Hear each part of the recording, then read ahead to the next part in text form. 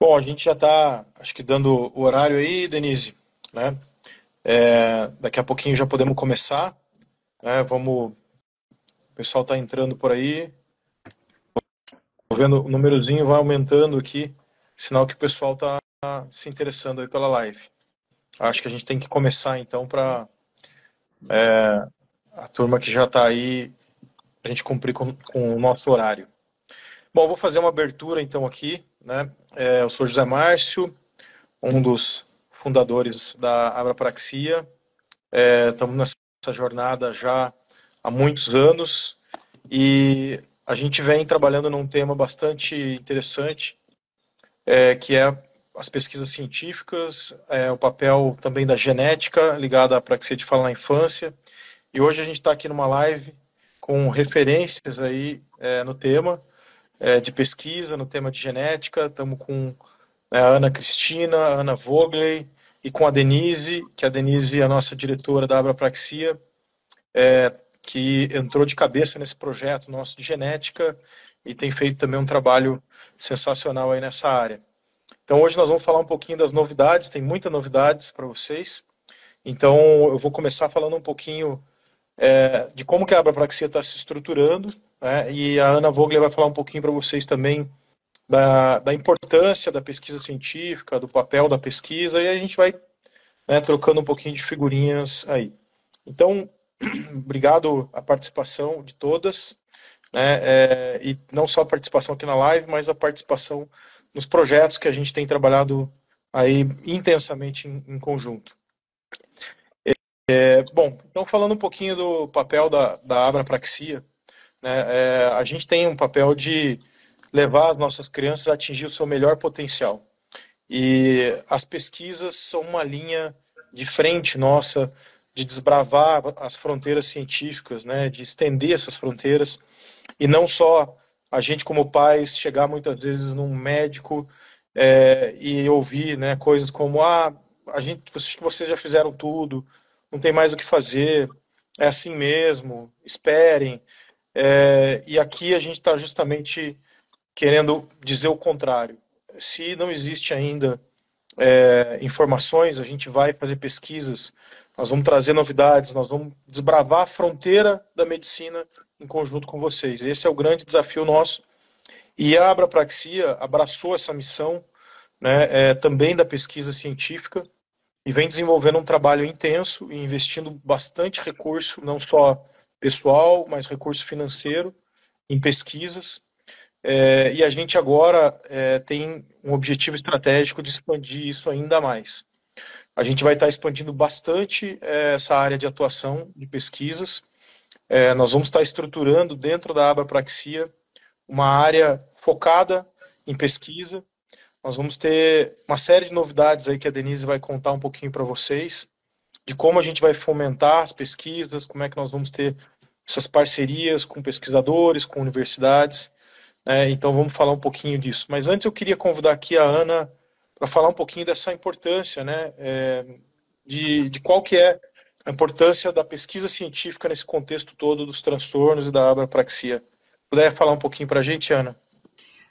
Oi, boa noite, gente. Um prazer, uma honra enorme estar aqui com vocês. E enquanto o José Márcio estava falando aí, eu ficava aqui pensando como eu estou feliz, né, de fazer parte da Abrapraxia. Eu já sempre fui muito feliz de estar com vocês. E quando eu vejo vocês assim, não medindo esforços, né, e ver a Abrapraxia fomentando pesquisa científica, eu fico ainda mais feliz de fazer parte, né, dessa família, desse grupo porque não só acolhe e abraça as famílias, divulgam, trabalham com a questão da conscientização. Então, são braços muito fortes.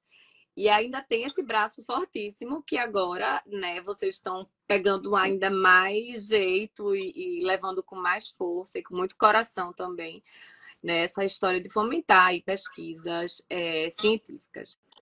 E, poxa, se a gente for pensar para qualquer transtorno do neurodesenvolvimento, né, a gente tem visto um crescimento muito grande nas áreas de pesquisa, né? Seja na área do TEA, do TDAH, e da apraxia de fala na infância. E o engraçado é que a gente tem até mais pesquisas na área da apraxia de fala na infância comparada a outros transtornos motores de fala, né, de início na infância, como a disartria do desenvolvimento ou do atraso motor, porque foi ela que lá em 2007, né, trouxe o consenso terminológico, fonoaudiológico, que é a apraxia de fala na infância. A partir daí, vários estudos, até a classificação que a gente tem mais atual, clínica, para os transtornos dos sons da fala, que foi proposta por Schreiber, né? Então, temos aí vários outros transtornos motores de fala, mas a gente está aqui falando da apraxia de fala na infância.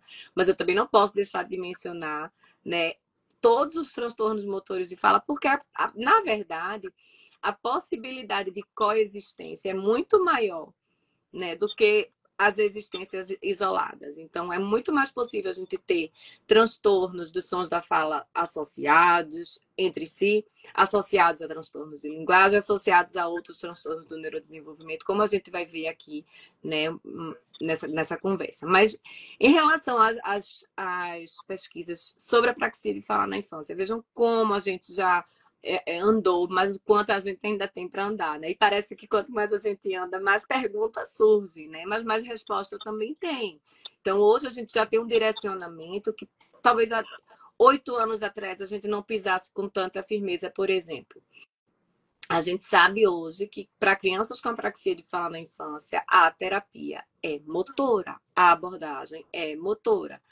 Qual método? Ok, vamos direcionar o raciocínio clínico agora para o método. Posso pensar em prompt, de TTC, né, REST, tem biofeedback com ultrassom de língua, enfim. Tem um leque que abre de possibilidades dentro da abordagem motora. E aí a pergunta, né? A gente tem perguntas clínicas, tanto diagnósticas. Então, como é que eu sei que é apraxia e não atraso motor? Como é que eu sei que é apraxia e não transtorno fonológico? Como é que eu sei que é só apraxia e não, ela não está em coexistência com uma disartria do desenvolvimento? Então, eu diria que de 2019 para cá a gente teve saltos maiores, a gente deu passos mais largos, né? Porque a gente teve o marcador prosódico, né, validado, um marcador de fala, tá? A gente não está falando aqui de biomarcador, a professora Ana Cristina vai falar mais disso, mas é um marcador de fala, ou seja, um marcador clínico, é um marcador comportamental, e que a gente tem aí a alteração prosódica e o marcador de pausa como sendo um marcador diagnóstico extremamente relevante, né? Na disartria do desenvolvimento, temos pesquisas mais recentes ainda, eu diria que de 2022 para cá, é que esse checklist está ganhando corpo, pensando em ressonância, pensando em suporte respiratório e fonatório, então qualidade vocal, pausas para respirar, pequenos grupos respiratórios, né? Alteração, a taxa mais lenta ainda. Então, a gente está vendo como caracterizar clinicamente cada um desses transtornos. E a apraxia, ela já tem esse marcador de fala, tá?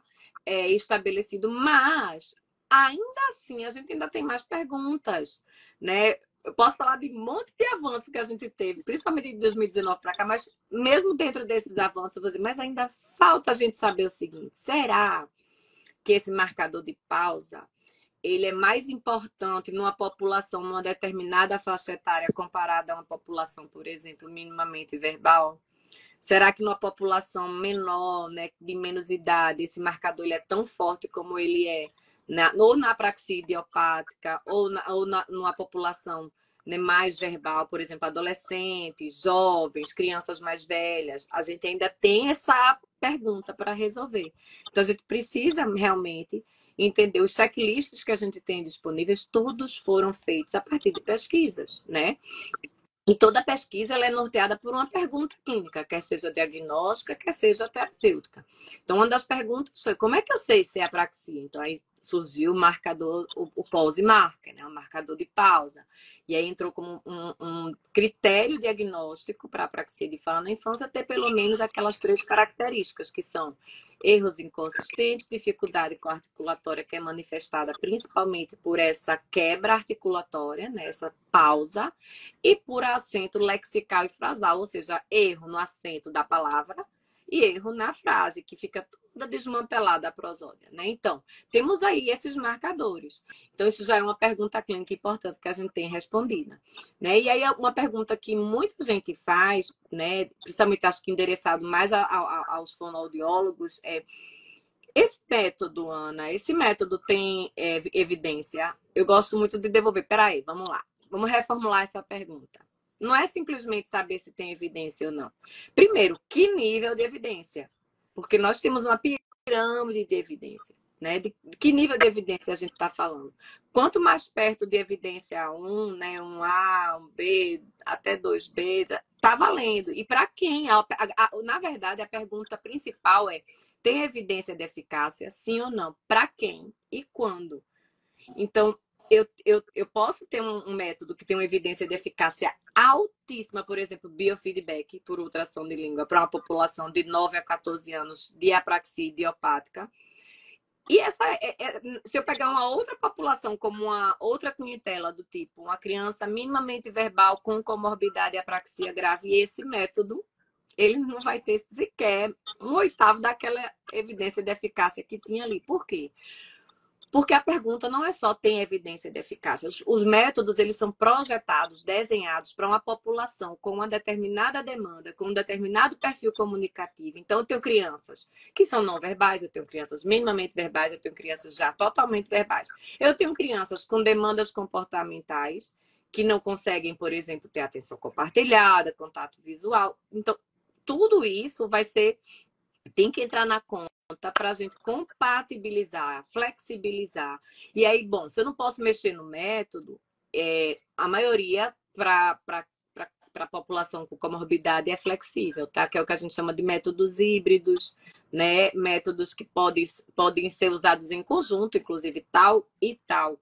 Por isso que a pergunta que esse método tem que nível de evidência de eficácia para quem e quando? Porque pode ser, por exemplo, que hoje a criança que eu estou atendendo não verbal, ela seja muito elegível para o DTTC, obtenha sucessos assim gigantescos com ela em 2, 3 meses com o DTTC. De repente, ela começa a melhorar a defesa tátil. Eu entro com o prompt.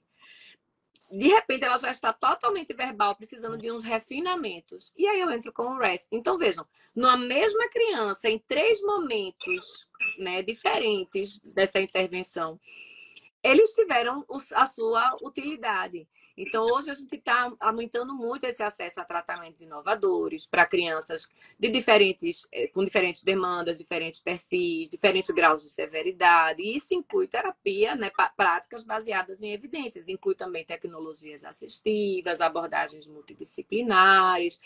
E aí, o que a gente está chegando cada vez mais nas pesquisas é um mapeamento, e a gente está conseguindo avançar significativamente na compreensão desses fundamentos genéticos, neurobiológicos, dos fatores de risco, dos fatores protetivos, que a gente também precisa falar, não só dos de risco, mas dos protetivos. E intervenções terapêuticas eficazes. E isso vai abrindo caminho para que a gente tenha diagnósticos mais precoces, né, diagnóstico mais preciso e principalmente plano de tratamento mais individualizado. A gente está chegando no momento em que a gente tem disponíveis aí alguns métodos e que não dá para ter receita de bolo que funcione para todo mundo. É quase um trabalho de alfaiataria, sabe? De você dizer para essa criança com esse perfil, com essa idade, com essa questão comportamental, com essa demanda, eu acho que esse método, com pitadas de tal método, ou usando uma pré-prática que eu aprendi em outro método, eu vou fazer aqui uma hibridização terapêutica e vou até ela conseguir, né, ter os precursores para a aprendizagem motora que eu preciso para o método Y, que era o que eu queria desde o começo. Então, as pesquisas é quem dão esse algoritmo de tomada de decisão. Minha criança faz isso, sim ou não? Sim, então vou por aqui. Não, então vou por aqui, né? Então, até as demandas de linguagem, porque às vezes a gente fica querendo que a criança caiba numa caixinha porque a gente fez a formação de tal método e ela não está pronta para aquela aprendizagem motora. E aí eu preciso, né, entender como é que eu trabalho precursores neurocognitivos que são cruciais para qualquer aprendizagem motora de fala, qualquer método. E aí é quando a gente vai conversar com a terapia ocupacional, é quando a gente vai conversar, né, com a fisioterapia, é quando a gente vai conversar com a pedagogia, é quando a gente tem essa questão multidisciplinar urgente, porque realmente a gente precisa fazer um trabalho que atenda não só demandas, objetivos específicos de fala. Às vezes, para alcançar aquela fala, eu tenho que também oferecer suporte neurocognitivo e eu preciso de ajuda de outros profissionais. É por isso que as pesquisas são importantes, não só dentro da fonoaudiologia. É por isso que a gente lê pesquisa de jornais, assim, super interdisciplinares, né? De pediatria, de fonética clínica, de neurologia, porque a gente realmente precisa saber o que é que cada um tá estudando. Então, por exemplo, eu posso até ler bastante artigos sobre estudos de neuroimagem e não poder fazer nenhum exame, porque eu nem tenho equipamento e nem sou a profissional responsável por isso. Mas, para mim, é importante entender os correlatos que esses exames, esses resultados desses estudos trazem em termos de funcionamento, em termos de arquitetura, em termos para que eu entenda realmente o que conexões estão em jogo, que raciocínio está em jogo aqui em termos de circuitaria, sensório-motora, né? Que outras questões, além da questão de fala, essa criança tem, aí é quando entra nas questões genéticas, né? Às vezes a gente lê lá no relatório da ASHA, a apraxia ela pode ser idiopática. Eu fico brincando, dizendo, gente, eu trabalho com transtorno de fala há um tempão, né? Mais de 20 anos, mais de 15, certeza. Eu acho que eu só atendi um paciente com apraxia idiopática, porque não tinha sido talvez investigado, né? Porque não chega, para mim sempre chegam casos de comorbidades, né? Casos com síndromes ou casos com vários outros transtornos do neurodesenvolvimento, tanto na apraxia como na disartria do desenvolvimento. Então, eu tô aqui muito feliz de estar com a Ana Cristina, porque eu vou aprender muito aqui com ela e eu acho que eu vou balançar muito a cabeça quando ela estiver falando, porque eu vejo muito urgente esse diálogo interdisciplinar, né? De a gente entender os substratos do neurodesenvolvimento. Tem um gene responsável. Gente, vamos parar de querer botar a culpa em um gene, né? Esse estudo ele é tão complexo. Às vezes é a perninha de um gene, às vezes são genes compartilhados, a gente tem aí fenótipos ampliados, é tanta coisa para estudar. Quanto mais a gente estuda, né? Tem ainda além dos exames de neuroimagem, as perguntas sobre TDCS, né? Estimulação transcraniana. E eu fico dizendo, gente, ainda é preciso muito estudo nisso. E é preciso ainda muito estudo retrospectivo e prospectivo para a gente entender, né, toda essa fisiopatologia, a gente entender desde o bebê até aquela criança que foi diagnosticada com apraxia, já passaram-se 20 e poucos anos e hoje ele já é um adulto. E como é que é o fenótipo, né, desse transtorno? Então, apesar da gente ter andado muito nas pesquisas, ainda muitas interrogações estão, né, na nossa cabeça e por isso a importância da gente engajar e juntar forças aí e fazer pesquisas, ensaios clínicos principalmente, né, que é o que é muito urgente aqui no Brasil. Então eu fico muito feliz aí de ver a gente somando força aqui para dar coro, né, para esse projeto. Muito legal, Ana. Para pegar o gancho da Ana, assim, das interrogações, a gente sabe que tem muito material, mas a gente também tem muita pergunta. E aí, pensando nisso, o Márcio, ele já disse assim, a Abrapraxia está cada vez mais estruturando essa área de pesquisa e desenvolvimento, porque a gente entende que precisa de mais respostas, né? Então, assim, a gente tem o objetivo de fomentar novas pesquisas, então a gente está montando um processo sim, estruturado de como receber essas pesquisas, porque a gente tem sim intenção de financiar, né? Então a gente começou a estudar, fazer benchmark para entender a melhor forma de trazer isso para dentro de casa. Porque no final das contas, assim, a gente entende que a abrapraxia sozinha, ela não vai ter grandes resultados. A gente vai ter resultado, mas se a gente trabalhar em rede com universidade, pesquisador, estudante de mestrado, doutorado, enfim, com as universidades, que a gente pode potencializar esse resultado, né? Então, a gente está se estruturando, sim, para ter cada vez mais iniciativas. E aí, falando de iniciativas, né, a Ana Cristina está aqui, a gente já falou algumas vezes da nossa iniciativa, que começou faz 3 anos, acho que vocês podem me corrigir, 3 ou 4 anos, né? O pai dessa iniciativa foi o Márcio, e compartilhar um pouco, que é hoje a nossa menina dos olhos, que é a pesquisa genética relacionada à apraxia de fala na infância. Então, Ana, se você puder compartilhar com a gente, se o Márcio quiser complementar alguma coisa, tá à vontade. Eu vou deixar para complementar, talvez, depois que a Ana fizer a fala dela, para a gente falar um pouquinho da importância que foi esse resultado que a gente trouxe na primeira fase e o que isso gerou, né, como os próximos passos agora. Mas só para deixar aqui um pouquinho do que nós vamos responder de perguntas hoje. Como pais, né, a gente tem duas grandes perguntas, né? Uma é qual é o diagnóstico da minha criança, o que ela tem, né? E a gente focou essa pesquisa que a Ana vai contar para vocês agora muito nisso, né? De responder essa pergunta, porque a praxia nós entendimos, né? Entendemos que ela tem várias causas e a gente, né, chegou a conclusões muito interessantes através dessa pesquisa genética de que a principal causa tem origem genética. Então a Ana vai falar um pouquinho para vocês sobre isso. E a segunda pergunta que eu vou deixar aqui um pouquinho, né, a novidade que a gente vai contar hoje, né, então não saiam da live antes de ouvirem essa grande novidade, para responder a segunda pergunta, que é assim, ok, eu entendi o que o meu filho e minha filha têm, eu tenho um diagnóstico, mas e agora? Qual é o melhor tratamento? Como que eu vou tratar meu filho? Então, essa segunda pergunta, nós vamos responder ela com uma novidade, não responder, mas contar uma grande novidade para vocês daqui a pouquinho aí, depois que a Ana contar um pouquinho sobre o grande resultado que a gente já teve até agora. Então, vai lá, Ana, fica à vontade. Então, boa noite, gente. É um prazer estar aqui com vocês. A minha fala vai ser mais curtinha, porque eu também quero mais saber quais são as dúvidas das pessoas e responder. Então, como o Márcio falou, e a Ana Vogel também, a gente tem, a apraxia de fala é conhecida já, Ana, me corrija depois se eu estiver errada, desde a década de 60, mais ou menos. Mas as pesquisas genéticas, né, ou seja, para a gente identificar qual que é a causa subjacente, né, o que causa a apraxia de fala naquela criança, elas vêm do início dos anos 2000 com a identificação do gene FOXP2, que foi o primeiro que foi associado à apraxia de fala.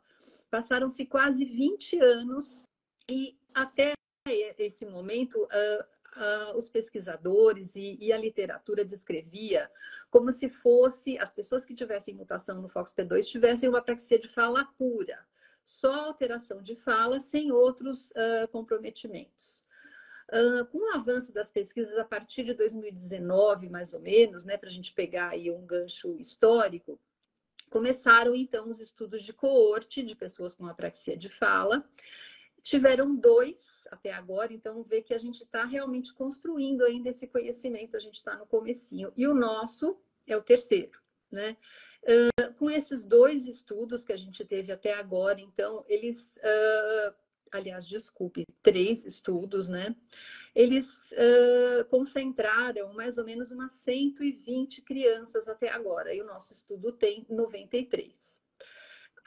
Com esses 3 primeiros estudos, a gente tinha, a literatura tinha reunido 38 genes candidatos responsáveis pela apraxia de fala. Então, com a nossa pesquisa agora, a gente validou alguns deles, né? Então, algumas alterações que a gente encontrou nas nossas crianças, elas estão nesses genes, mas a gente encontrou também 17 genes novos e 3 regiões cromossômicas novas. Isso é muita coisa, gente. Isso é muita coisa para uma pesquisa que foi realizada no meio da pandemia, né? Com o financiamento da Abapraxia e uma parte também das agências financiadoras estaduais. Então, assim, isso é um super avanço. Outra coisa que é interessante a gente discutir são as características da nossa coorte, né? Então,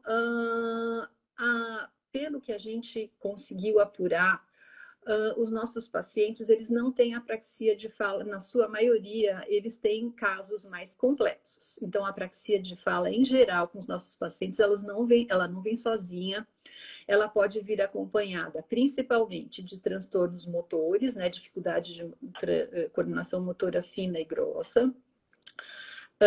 Nem todas as crianças foram avaliadas para deficiência intelectual, mas as crianças que foram, mais ou menos 60% têm deficiência intelectual, uma parte delas tem autismo e outras questões de saúde também, o que nos reforça a ideia de ter esse cuidado não só com a questão da fala, quando você tem uma criança com apraxia de fala grave, mas de investigar a saúde da criança no geral. Outra coisa muito interessante é que a gente tem uma taxa de detecção. Primeiro, a gente tem o dobro praticamente de meninos em relação a meninas. E isso eu acho que é comum em outros transtornos de fala também, né? E em outros transtornos de neurodesenvolvimento também. O meu grupo de pesquisa ele vem de pesquisas em autismo, então, para a TEA, a gente tem 4:1. A apraxia de fala tem 2:1. E o interessante disso é que a taxa de detecção ela varia de meninos para meninas. Então, embora a gente tenha menos meninas com apraxia de fala, eu tenho uma taxa de detecção, ou seja, eu consigo identificar qual que é a mutação patogênica e qual que é a síndrome que está afetando a minha criança, muito mais frequentemente em meninas do que em meninos. O que pode sugerir que a gente diz que a gente segue 2 modelos diferentes em genética em geral, né, para explicar as condições.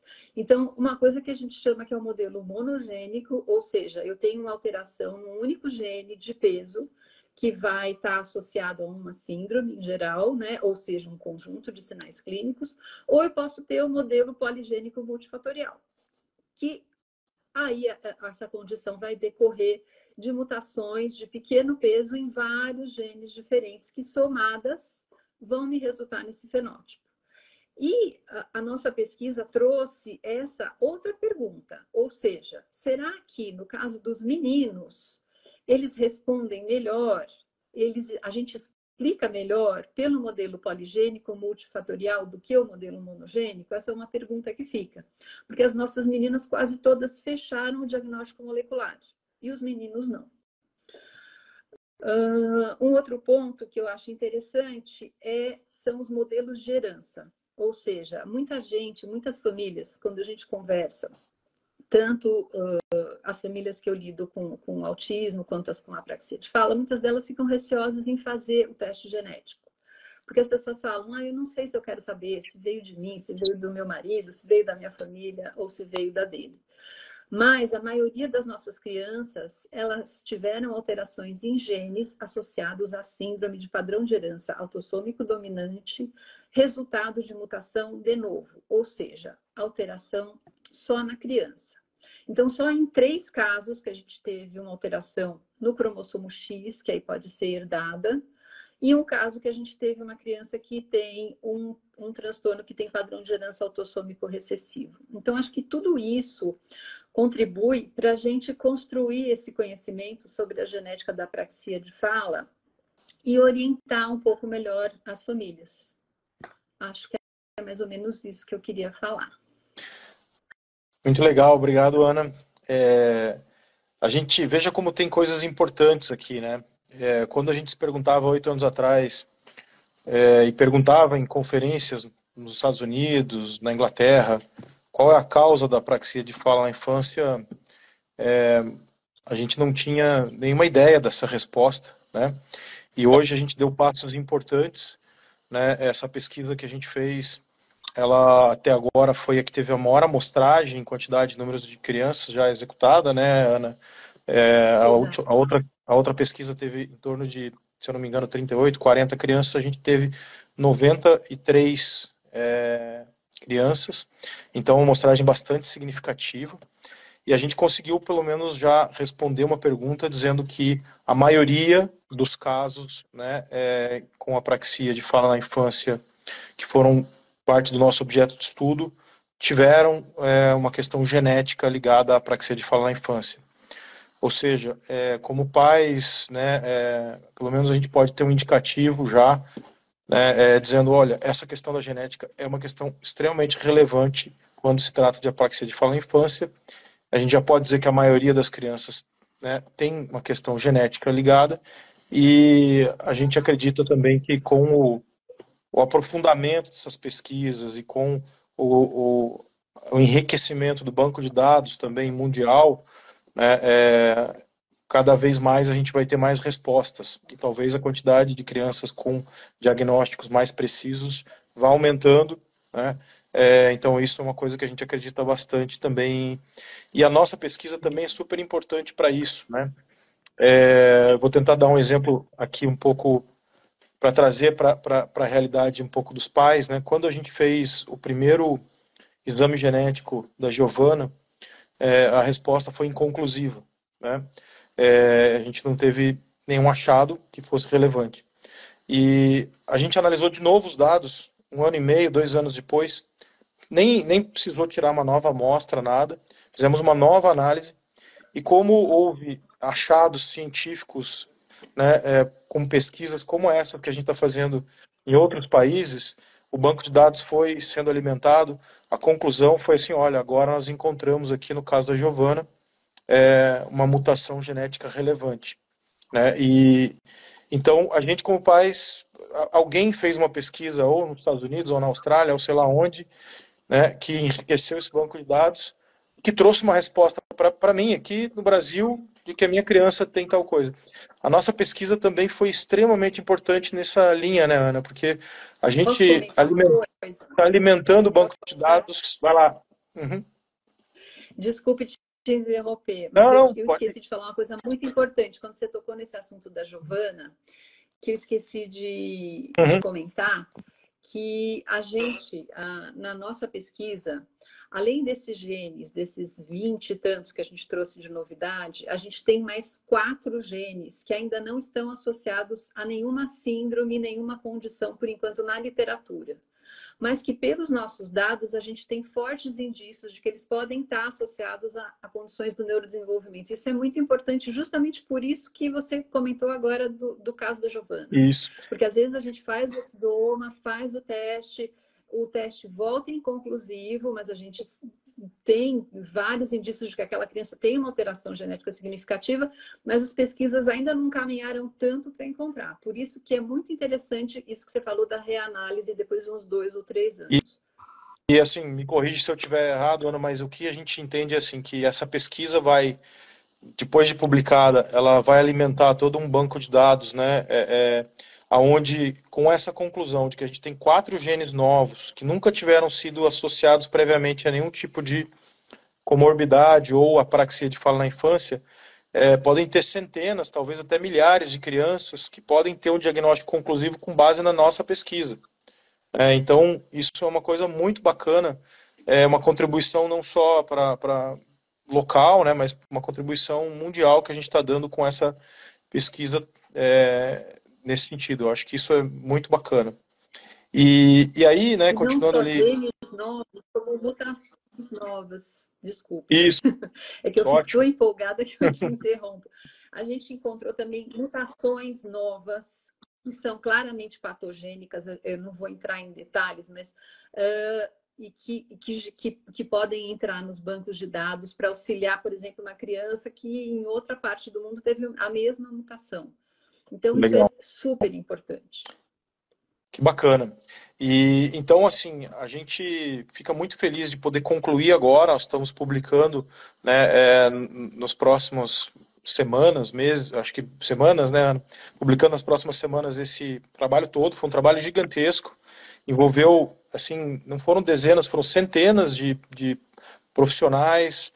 Queria deixar aqui um agradecimento, né, para todo o time que coordenou essa pesquisa, liderado pela Denise, pela Dani, e também todas as fonos que participaram, o time lá da Elizabeth, e fonos que se voluntariaram para participar dessa pesquisa. Olha a importância que teve esse trabalho de vocês, né? E nesse sentido, a gente ficou tão feliz com o resultado e tão satisfeito, não só da questão científica, mas também de se aproximar muito das famílias, porque para nós, como associação, foi uma oportunidade de entender quem são essas crianças, conversar com as famílias, né? A USP também fez todo um aconselhamento genético dessas famílias, que foi extremamente importante, e a gente decidiu não só reforçar essa pesquisa, mas também estruturar dentro da abrapraxia uma área inteira, né, de pesquisa, com pessoas trabalhando dedicadas para isso. Então, nós vamos ter profissionais contratados trabalhando na área de pesquisa. Nós estamos desenvolvendo um site que vai estar logo publicado. A gente vai ter, como a Denise falou, né, um canal para receber pesquisas. E nós vamos ter a cada período de tempo análises através das nossas conselheiras técnicas de projetos e aprovar quais projetos nós vamos estar financiando. Nós vamos criar critérios para isso, né? Vão ser critérios bem transparentes, mas já convidamos a todos a submeter pesquisas, submeter ideias, para a gente trabalhar em conjunto. Nós temos muito interesse que isso aconteça em grande escala.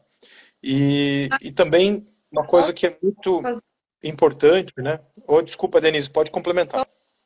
Complementar, a gente está com. Eu estou lendo aqui as mensagens, a gente está com muita família que participou da pesquisa.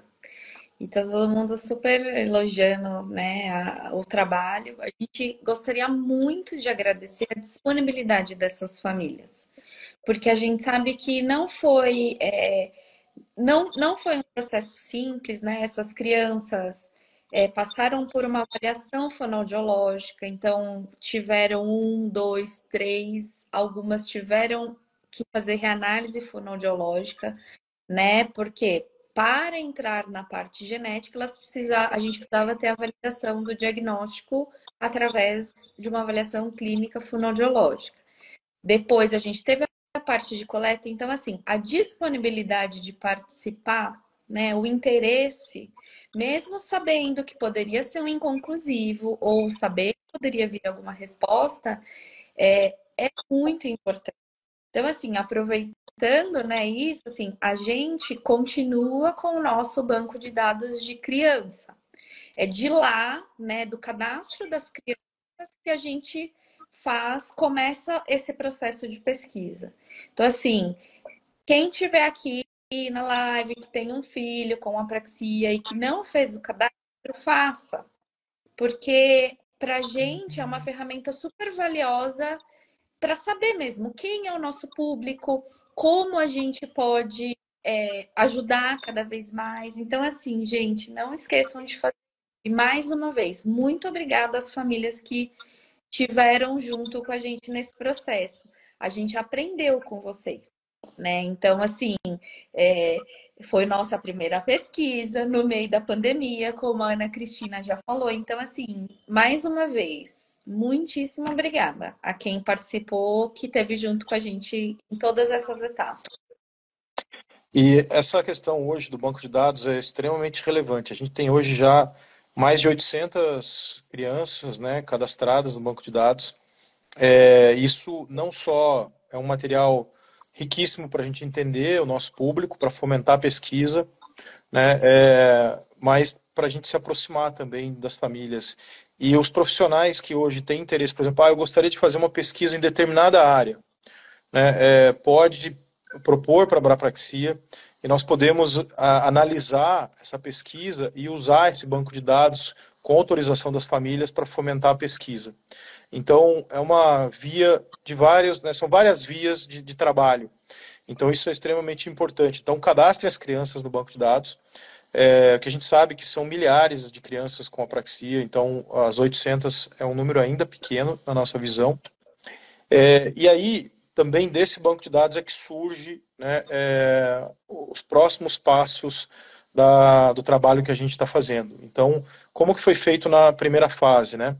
Nós selecionamos desse banco de dados um número aproximadamente de 300 crianças, né, que seguiam o critério de ter apraxia, né, severa e moderada, e essas crianças passaram daí uma análise aleatória, porque a gente não tinha recurso para executar a quantidade total de crianças, mas conseguimos fazer a avaliação de mais ou menos 120, mais ou menos, crianças, e daí confirmaram a apraxia, e dessas 120 nós tivemos uma quebra que foi para o número de 93.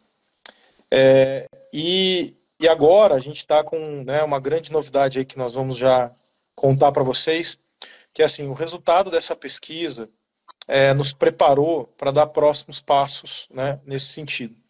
E esse resultado foi tão consistente e feito de uma maneira tão profissional, né, a gente registrou toda a pesquisa no Conselho de Ética, a gente seguiu passos, a gente consultou, né, todas as orientações dos melhores profissionais para fazer uma pesquisa que tivesse um respaldo científico, e a gente conseguiu, através desse primeiro trabalho, a gente teve um financiamento agora para uma segunda fase da pesquisa. Então, a grande novidade da nossa live de hoje é que nós vamos ter uma segunda fase da pesquisa genética. Então, nós estamos ampliando esse número de 93 crianças, né, para chegar num número muito maior de crianças, onde a gente vai até mais do que dobrar o número de crianças dessa amostragem. Então, a gente está falando já de um número de crianças bastante significativo, onde a gente vai conseguir chegar, não só usar o nosso banco de dados hoje, que já tem mais de 800 crianças, como a gente quer que as pessoas se cadastrem para ampliar esse número, e a gente quer abranger a maior quantidade possível de crianças com o recurso que a gente tem. Então, a gente recebeu um financiamento, né, do Instituto Prompt para a segunda fase da pesquisa. Com esse financiamento, a gente acredita que vai ser possível chegar em um número de até 300 crianças mapeadas com essa segunda fase, né? E com essa segunda fase, a gente não só vai poder repetir a questão de ter o diagnóstico da apraxia confirmado, ter a questão da avaliação genética, e responder a primeira pergunta que eu falei com vocês, que era qual é o diagnóstico, né, da nossa criança, o que meu filho tem, o que minha filha tem, como também a gente vai dar um passo importante para responder a segunda pergunta, que é qual é o tratamento.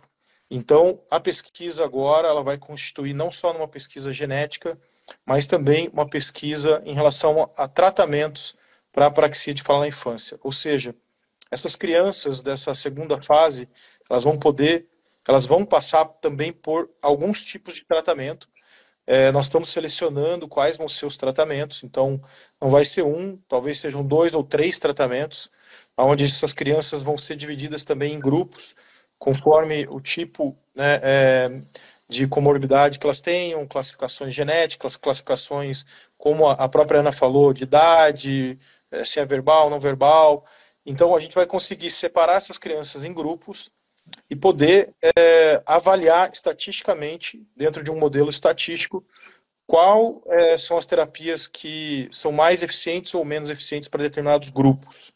Então isso vai ser um avanço bastante grande nesse sentido, né? Existe todo um estudo estatístico bastante sofisticado, a gente tem também o apoio, né, de um estatístico renomado, que também o apoio do Dr. Aravindi nessa pesquisa, junto com o apoio das nossas conselheiras, né, a Ana, a Elizabeth, a Adriana, estão nos apoiando também para estruturar como vai ser feita essa pesquisa, para a gente poder responder essa pergunta e falar assim, olha, esse método aqui, ele funcionou bem para essa amostragem, para esse tipo de criança.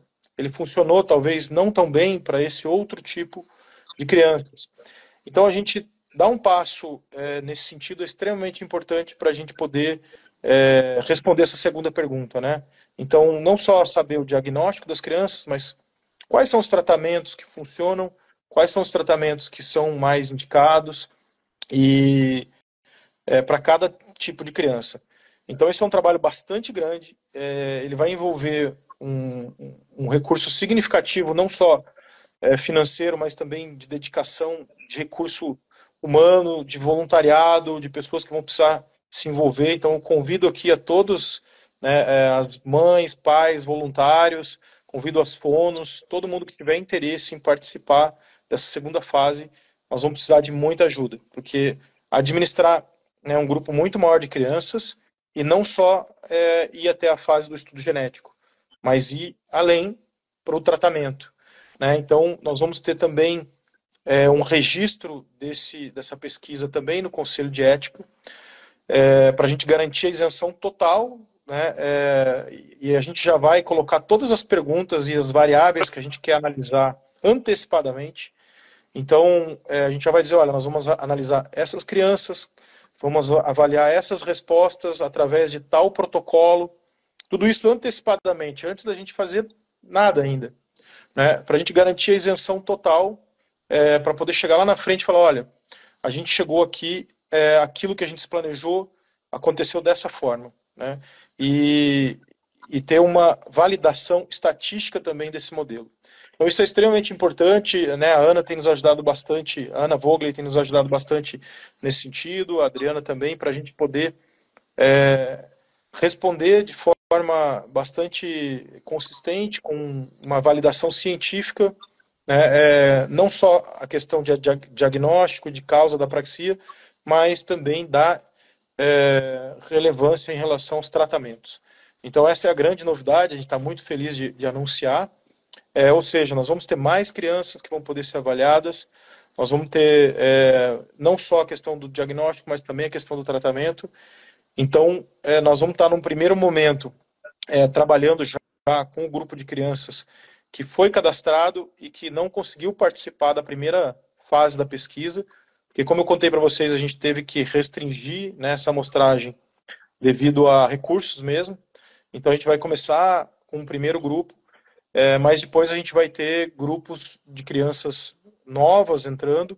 Então, se vocês ainda não cadastraram, né, as crianças no banco de dados, cadastrem, porque elas vão poder participar da pesquisa, né? É claro que a gente não vai ter recurso para fazer um número ilimitado de crianças, o recurso é finito, mas nós vamos tentar fazer a maior quantidade possível, né, de crianças dentro do recurso que a gente tem. Então, é bastante bacana a gente poder vir anunciar, né, essa nova fase e dizer para vocês que participam, mandem mensagens para a gente, né, vamos precisar de muita ajuda, muito voluntariado, e vai ser um projeto bastante também intenso.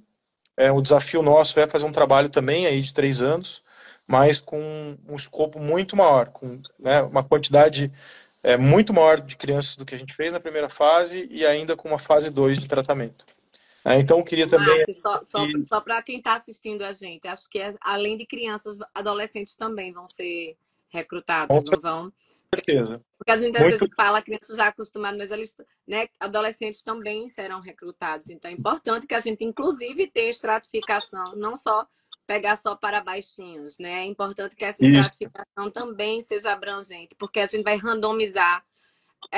A parte da randomização vai ser o ouro para a gente, né? A gente vai ter que tentar fazer o duplo cego. O duplo cego é claro que não vai sair um duplo cego, porque o terapeuta, óbvio, que vai saber que método está usando, mas pelo menos ele não saber quais são os objetivos, quais são as hipóteses, né? Então, a gente vai tentar ao máximo aí blindar, né, para que seja o mais fiel possível os resultados. E aí é muito importante que, se tiver crianças, adolescentes e até mesmo jovens adultos, por que não? Sim, né? É claro. importante, inclusive, porque essa questão da idade pode ser uma variável para os métodos, né, para a eficácia, né, dos métodos. Então, são bem-vindos também, né? Sim. Isso é muito importante, né, o que você comentou, Ana, em relação a gente ter essa validação, né, de randomizar. Então, a gente vai estar tomando muito cuidado, inclusive o nosso objetivo é ter um grupo controle. Então você vai poder comparar um grupo que teve tratamento com um grupo que não teve tratamento e ver a diferença de avanço entre esses grupos. E nós não estamos falando de pesquisas de uma criança ou duas, porque a gente tem muitos artigos publicados sobre eficácia de alguns métodos sobre amostragem menor. Nós estamos falando de uma amostragem total, né, que vai passar aí de 100 crianças. A gente vai estar, no total, são 300 crianças, que é o nosso objetivo da parte da genética, né? A parte de tratamentos vai ser uma quantidade menor de crianças, né? Mesmo assim, a gente tem o objetivo que esse número de crianças que passaram pela fase de tratamento seja em torno de 100 crianças ou mais. Então, é uma amostragem bastante significativa para nos dar bons indicativos. É também uma pesquisa, como a nossa pesquisa genética, ela já foi a maior até hoje feita do ponto de vista de amostragem, e eu também tenho certeza que é uma das maiores do ponto de relevância científica. Essa nova fase agora também é algo que vai ser inédito, né? A gente não tem conhecimento de pesquisas como essa tenham sido feitas até hoje. Então vai ser muito bacana, fazendo novamente estender essa fronteira, né, da medicina de forma bastante intensa. Márcio, deixa eu só passar algumas informações que tem muita gente perguntando no Instagram. Como que faz para se cadastrar? Acesse o nosso site, que é apraxiabrasil.org. Você faz o login. Se tiver o login, você faz o login. Do lado esquerdo tem um cadastro, vou falar certinho, cadastro da criança. Se você não tem acesso ao nosso site, você se cadastra e aí vai aparecer. O primeiro passo é fazer o cadastro da criança, tá? Outra pergunta que tem aqui, como faz para se cadastrar já foi. Idade, a Ana já falou um pouco, né? Não vai ter restrição de idade. Como que faz para ser voluntário da Abrapraxia? Manda uma mensagem para o nosso WhatsApp que está no site, tá? E aí a gente já começa, faz esse contato. Última informação: o nosso estudo ainda não está publicado, tá? Tá quase, mas tenham certeza que assim que a gente publicar, a gente vai postar nas nossas mídias sociais, vai colocar no nosso site, se tudo der certo, já dentro do site da pesquisa, da área de pesquisa. Mas assim, vocês terão acesso. Hoje a gente ainda não pode compartilhar um artigo que não está publicado, tá? Acho que fiz um resumo aqui das principais perguntas. Tem alguma questão que eu vi aqui, uma pergunta sobre se vai ter alguma restrição em relação à severidade de apraxia de fala na infância, né? Para nós é importante que a gente tenha realmente um diagnóstico bastante comprovatório.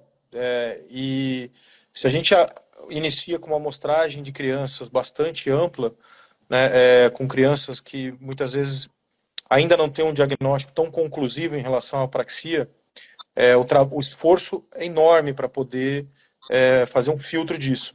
Então, dentro dos critérios que a gente está adotando como critérios de entrada para essa pesquisa, né, a questão de ter um indício de que existe realmente a apraxia mais moderada ou severa, ele é um critério relevante, né? Mas isso não é uma análise, vamos dizer, existe uma análise toda pautada pela doutora Elizabeth, com base nos dados cadastrados no banco de dados.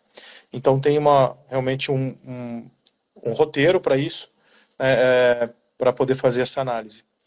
Mas o que é importante, assim, de novo, né, cadastrar a criança no banco de dados para a gente poder ter o primeiro passo, que é, com a criança cadastrada, a gente consegue daí fazer essas rodadas, né, de análise e retirar essa amostragem do banco de dados para fazer o primeiro passo, que é a pesquisa genética. Então a gente vai estar fazendo várias rodadas, não vai ser só... No passado a gente fez uma única seleção, né, e selecionou lá 100, 120 crianças.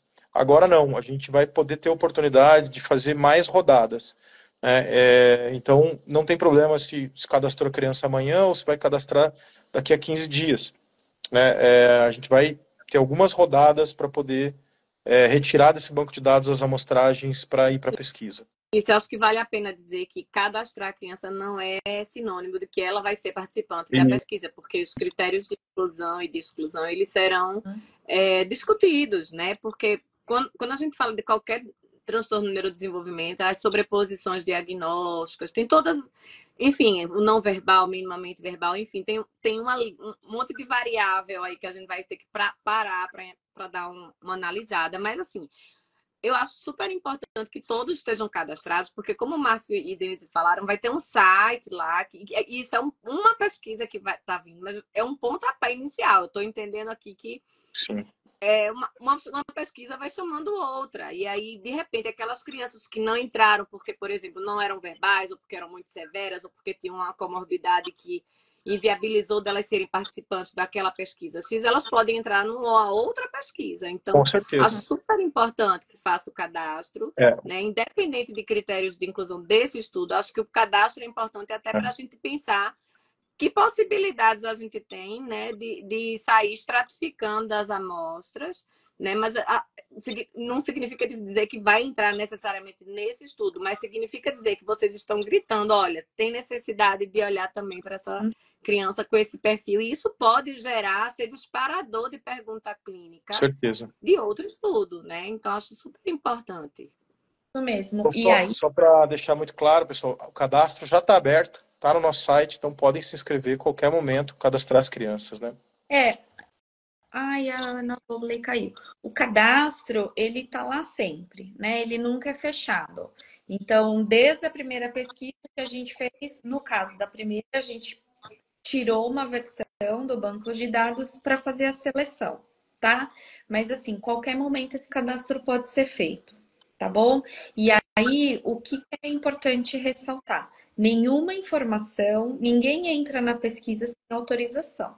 Então, quando a gente fez a primeira seleção, quando a gente tira do banco de dados, a gente entra em contato com a família.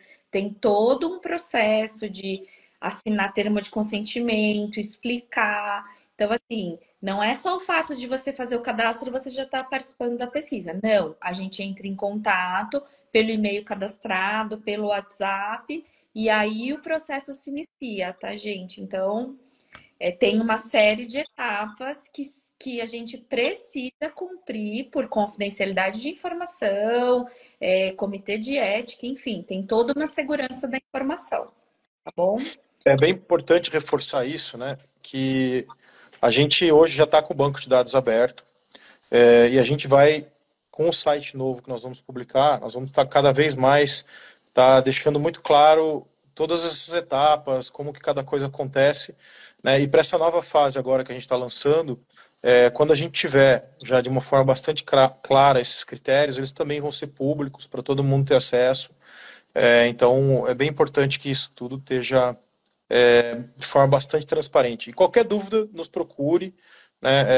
A gente para esclarecer eventuais dúvidas que tenham aí. Isso, vocês podem acessar o WhatsApp da associação, enviar pelo o direct do Instagram, enfim. Acho que é isso, né? Muitas novidades. Legal, pessoal, bacana, obrigado pela participação de todos, né? A gente está terminando aqui a nossa live e convidamos aí a todos a fazer parte e estarem junto com a gente nessa nova fase que está muito bacana, muito desafiadora. E a Estamos extremamente animados. gente, né? Na segunda fase da pesquisa. Seguimos com a nossa parceria. Obrigado, Ana Vogler aí que caiu, né? Eu que E agradeço, a gente. Denise também, por todos aí a participação. Um grande abraço, boa noite a todos. Tchau, Boa gente. noite. Vai ficar Tchau, tchau. Tchau, tchau.